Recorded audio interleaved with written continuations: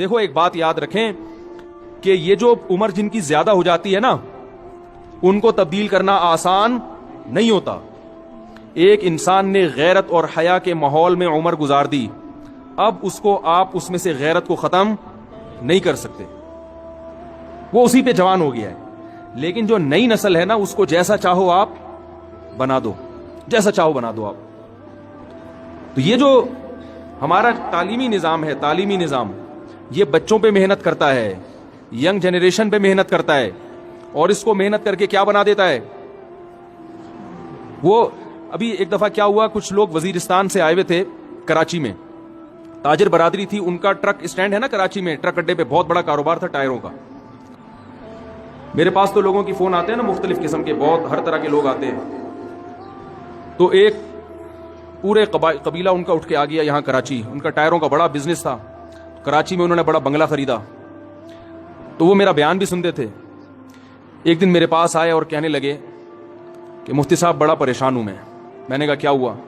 کہہ رہے وزیرستان میں جب ہم رہتے تھے ہماری اولادوں کے پاس تعلیم نہیں تھی، لیکن بچے ہمارا احترام کرتے تھے، ہمارے سامنے اونچی آواز سے بات بولو بھائی نہیں کرتے تھے.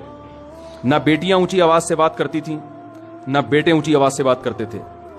ہم کراچی میں آئے، اپنی اولاد کو ہم نے بہت اچھی تعلیم دی، خرچہ بھی کیا، حالانکہ کہہ رہے ہیں وہاں رہ کے اتنا خرچہ نہیں کرتے تھے، یہاں رہ کے ہم نے ان کی تعلیم پہ بے تحاشا خرچ کیا کہ ان کا مستقبل اچھا ہو جائے.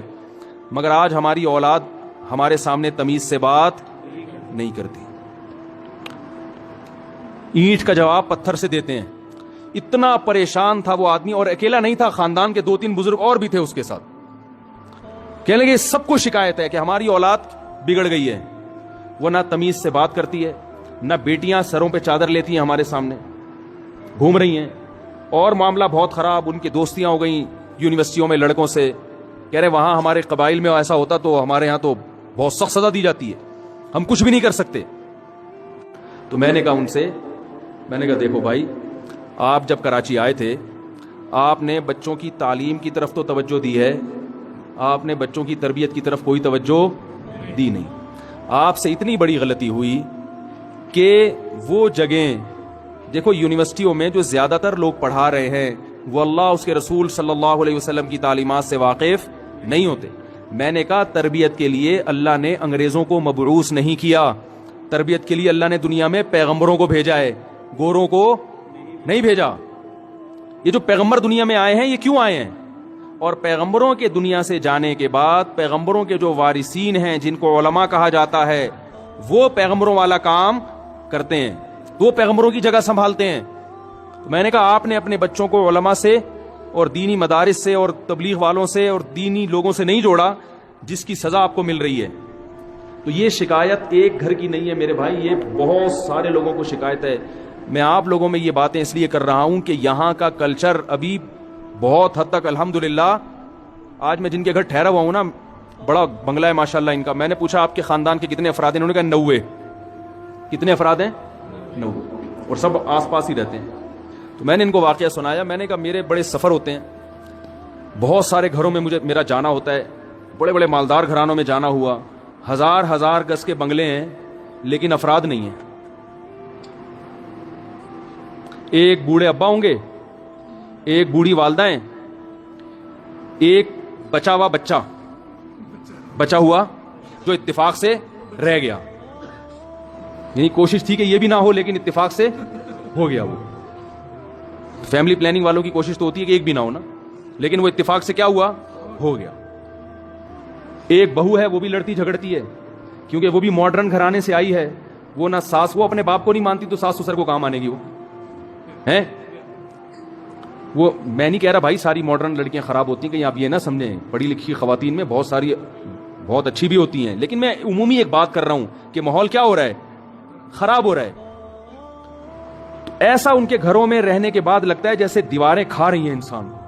اتنے کمرے، اتنے بستر اور ساری دنیا کی سہولتیں، مگر گھر میں سکون نہیں ہے، محبت نہیں ہے.